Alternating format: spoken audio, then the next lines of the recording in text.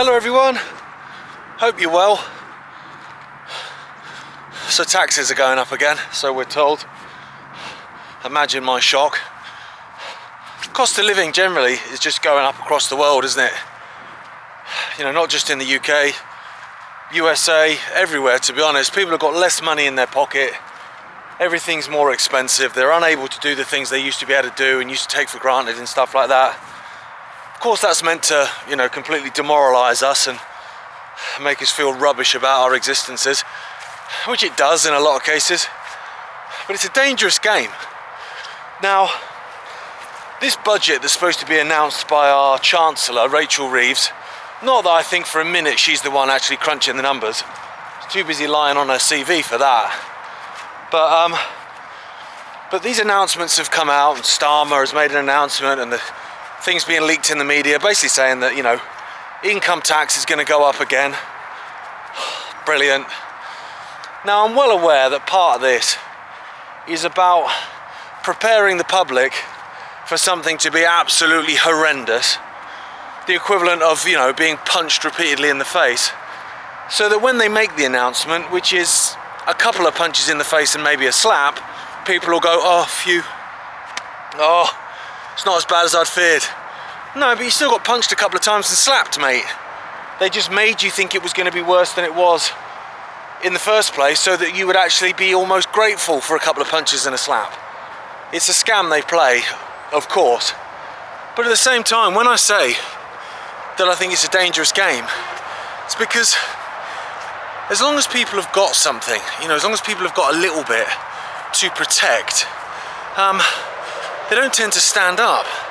And we saw a lot of that during, which is a shame, we saw a lot of that during COVID, where, you know, someone like myself, I mean, one, I've got an authoritarian sort of issue with that stuff. I've got an authority problem. So I was always going to speak up, but lots of people wanted to, but didn't because of what they feared they'd lose, whether it be their livelihood or their friendships or relationships and whatever. Whereas for me, I mean, my name's Icke for one, so I'd lost the normies a long time ago. But also, you know, I've always worked for myself or my family, really. And even when I have worked places for other companies, it's always been on a sort of freelance, self-employed basis. So I've always guaranteed myself that little bit of extra freedom for me to be able to speak my mind and not necessarily get sacked. So during the COVID period, I was speaking my mind openly, but I was getting messages from people that wanted to. They wanted to be able to say certain things, and they were saying, look mate, I agree with you, but if I say that, I'll lose my job or whatever. I'm right next to a really busy motorway. I'll lose my job, or, you know, my mother-in-law, or X, Y, and Z, or, you know, my mates won't talk to me or whatever. So they had something to lose. But they were basically saying, look, I'm with you, mate, but, you know. And so they didn't say anything. And they didn't speak up, which is a shame, because obviously we're reliant on numbers, ladies and gentlemen. The more of us that stand up and speak up, the more chances we've got. It's a numbers game in a certain way, I believe. So, oh God, massive hole in the ground. That'd have been interesting halfway through if I'd have gone down that. But it's the same with everything, you know, financially or whatever. If people feel like they've got something to protect, they're less likely to stand up, because it's like, well, you know, if I stand up, I might lose this. If I speak up and fight back, I might lose this. And although what I've got is diminishing, whether it be financial or freedom of travel, expression, speech, whatever it might be, even if it is diminishing, I've still got something. And as long as I've got something, I'm not really going to rock the boat. I'm going to try and move away from it. It's the M1, so it's very loud. You know, I'm not really necessarily going to rock the boat too much, because it's in my best interests to keep my mouth shut. Well, yeah, short term maybe. Not long term, mate. Seriously, not long term.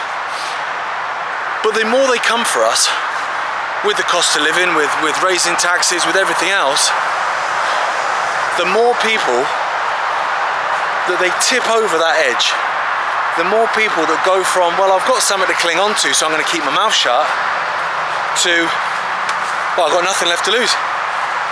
I'm just walking down next to a motorway. What else have I got to lose? So actually, I am going to stand up now, and I am going to refuse to comply, and I am going to speak up, and I am going to fight back. Because what is there to lose, right? The more people that they push to that point, the more dangerous it is for them. Because they're almost, in a way, ladies and gentlemen, they're almost, I could slip over now, they're almost building an army against themselves. Because, you know, and my dad spoke about this for a long time, and of course many others have spoken about it, that if you're in a situation where you're facing a threat, well, some will choose to fight or flight. Some will choose to fight. Most will choose the flight option. Most will leg it, either, you know, literally or metaphorically. They'll leg it. In a physical situation, a literal situation, they will literally run. In a situation when they're up against it in terms of, you know, the government and compliance, they'll just keep their head down. That to me is the equivalent of running. It's like, I'll keep my head down, I'll go along with it, fine, whatever. I'm not happy about it, and I might say how unhappy I am about it on my Facebook page, and I might say how unhappy I am about it in the pub to my mates, but when it really comes down to it, I'll just go along with it for an easy life. Short-term fix, but that's what most people do. Now, if you apply the literal situation of running, and you're being chased, and as long as you can run, and as long as you're a few steps ahead, or you feel like you're a few steps ahead of the predator that's after you, then you just keep legging it, right? Well, what if eventually you reach the cliff edge? Well, now what? Now what do you do? You can't carry on running, because if you do, you're off the edge, right? And you've got this predator after you, chasing you. So now you've got a choice of fight or die, because that whole flight, that run aspect is gone. It's been taken away from you. The cliff edge has taken care of that. So now suddenly it's fight back or I'm done. Well, at that point, in that case, in that situation, people turn around and fight. And do you know what? When that happens, they tend to be surprised just how tough they are when it matters. Just how strong they are mentally and physically when it matters.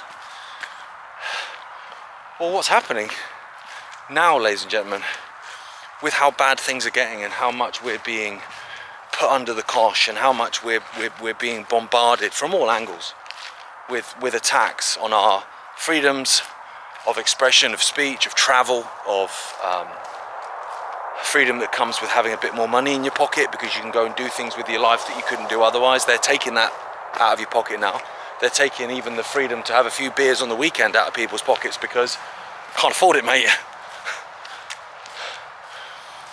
The more they do that, the more people they push to that metaphorical cliff edge, and the more people that then go, do you know what?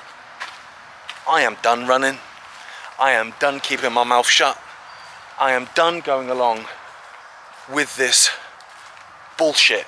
Basically, I am done, in the words of Winston Churchill, I am done feeding the crocodile in the hope that it'll eat me last. It's coming for me anyway, and in fact it's come for me now. So I may as well start fighting back. I may as well start haymakering and windmilling and let the chips fall where they may, because I've got nothing left to lose, right?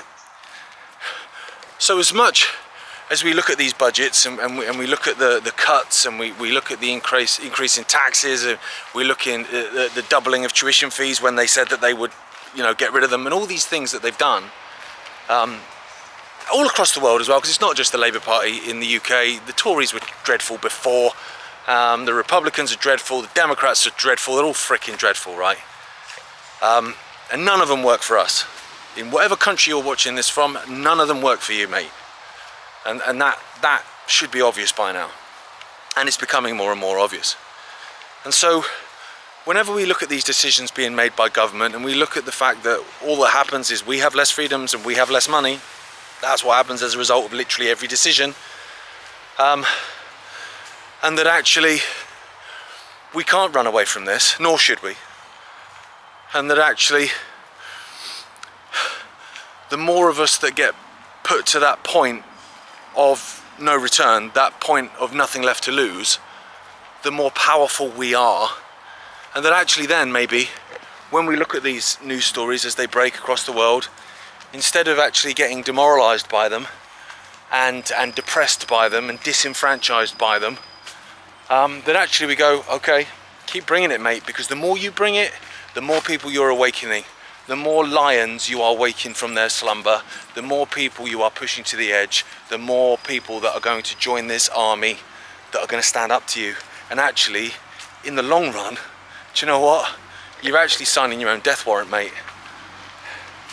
And so when I see this budget, when it comes out in the next week or so, yeah, okay, there's going to be horrible things in there because they're coming for everyone, and we're going to look at it and go, for goodness sake. But at the same time, remember that every single person they push to the brink, that's another person, it's another soldier in the fight back against them. Because they ain't as clever as they think they are, folks. At all.